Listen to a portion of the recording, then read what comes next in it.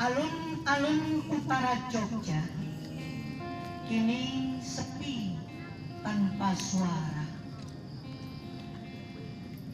Jejak kaki jutaan peziarah itu pun punah dan tanpa tercatat sejarah. Daun-daun beringin gugur tertiup angin. Pagelaran sepi menyembunyikan rahasia dirinya sendiri.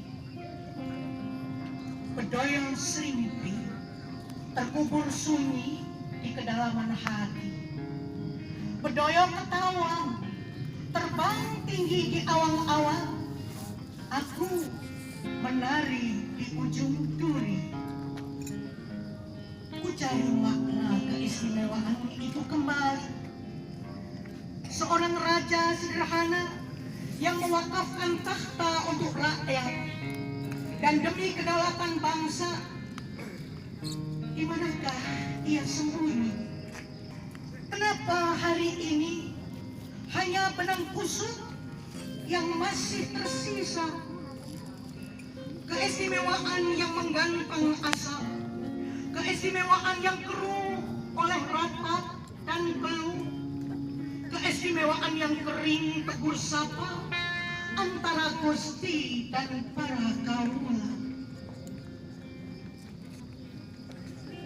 Bahkan gamelan Kiai Sekati juga kehilangan makna. Benteng-benteng perkasa membisu entah kemana. Sayang. Menziarahi makam raja-raja Mataram Islam itu kembali. Di kota gede juga Imogiri, kutaburkan harum gaharu dan gemuruh doa di relung kalbu. Kulangitkan munajat agar aurat leluhur itu tertutup rapat, agar pamor surya raja kian mengkilat. Kusucikan wahyu pujangga dalam kidungku.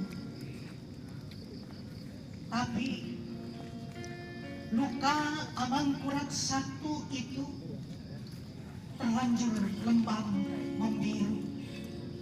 Jejak Sultan Agung di kitab sastra geni dan pangeracutan turut membisu. Keraton Kerto itu senyap. Keraton Pleret yang dulu megah hanya mewariskan rumput ilalang dan semak perdu. Lalu, di manakah jejak sang Sayyidin Panatagama yang bertabur akhlak dan kemuliaan itu? Ataukah ini hanya fitnah sejarah yang ditiupkan para penjajah dan para seteru? Ku baca kembali cetak biru dari Keraton ke Tugu. Jalan lurus menuju langit biru itu kini berliku-liku, penuh terjal dan berbatu-batu. Ku baca kembali cetak biru dari Krapyak ke Keraton, dari Keraton ke Krapyak. Jarak antara raja dan rakyat itu semakin jauh. Tanpa senyum di kalbu, tanpa harum gaharu. Sungguh imajiner, seperti sudah kehabisan nyala api bagi dirinya sendiri. Sebab kitab-kitab tua di Museum Sono Budoyo telah memudar marwahnya. Ku cari sabda tama yang mencerahkan kalbu, tapi yang kutemukan hanya sabda raja yang menambah pilu. Ku cari sastra geding yang menjadi suluh di kegelapan itu, tapi yang ketemu hanya fata morgana di segala penjuru.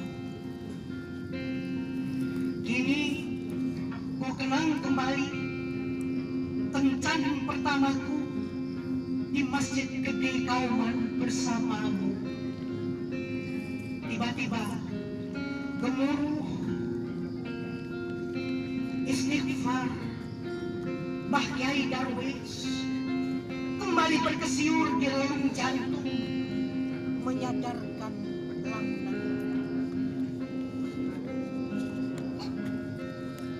Entah kenapa ada yang berkaca-kaca di bola mataku. Kesedihan yang begitu perih membentang dan mengharu biru dalam sematiku. Bukankah arah kiblat itu sudah pernah diluruskan dulu? Kenapa kembali bengkok ini? Aku bertanya pada Eyang Notonegoro, tapi sang maha guru sepuh yang binasi soal filsafat dan hukum itu hanya bisa diam membisu.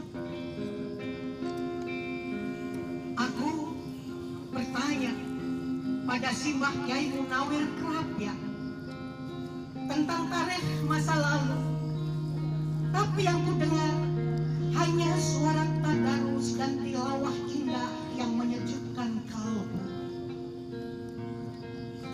Di jalan Kusuma Negara, ku ziarahi kuburan Pak Dirman, jenderal besar yang bergerilya walau ditandu dan hanya dengan satu paru-paru itu kini hanya tinggal nisan berselimut debu. Kemana jejak pejuang tanpa pamrih itu mewariskan cinta dan rindu? Jenderal berbintang 5 yang mati muda, yang di dadanya selalu tersemat lambang bulan bintang dari tembaga, kini namanya seharum kali cendana. Tapi tak jauh dari sana berbaring jasad di Hajar Dewa Utara. Pejuang Pancadharma dan pendidik bangsa itu telah menajamkan pena jiwanya di taman siswa. Ku cari makna Tutwuri Handayani dalam kecerdasan akal budi, tapi yang kutemukan hanyalah birokrasi pendidikan yang berliku-liku dan berduri-duri.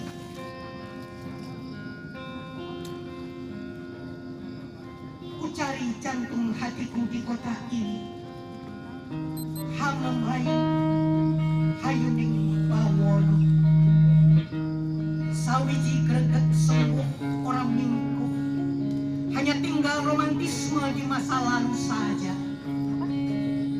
Membaca Jogja, aku kehilangan kata. Indonesia tanpa aksara, kebudayaan macam apa ini? Peradaban palsu dan penuh basa-basi para priai. Akan kemana para politisi yang tuna literasi itu membawa indahnya proklamasi? Ikan apa saja bertaburan di bumi Jogja. Derap hedonis telah menghapus jejak pujangga di bumi Jogja. Sampah visual berkibar-kibar sesuka hatinya di seantero kota. Tak ada peluhuran budi yang bisa kupetik pada reklame dan advertensi ini. Inikah yang disebut kota berhati nyaman itu? Ketika naga api melilit dan menyemburkan lidahnya tanpa henti, manakala feodalisme dan kapitalisme bersenggama di cakrawala, tak kala cinta dan kemesraan hanya fata morgana. Jogja akan terpelingsut dari peta sejarahnya sendiri. Jika keistimewaan menjadi Menara Gading, jika adoh ratu cedak watu dibiarkan melangsa, sudah tiba saatnya. Maskarebet tiba di alun-alun kota menjinakkan amuk kebun danu yang penuh gelora. Ku pejamkan mataku di masjid gede dalam iktikaf sunyi, menyimak jejak demak yang penuh onak, menyusuri sejarah panjang yang penuh ilalang, menemukan kembali alas rentau yang lama tertonggok. Di bumi Wonokromo ketemukan jejak takdirku di titik temu Sungai Opak dan Gajah Wong itu.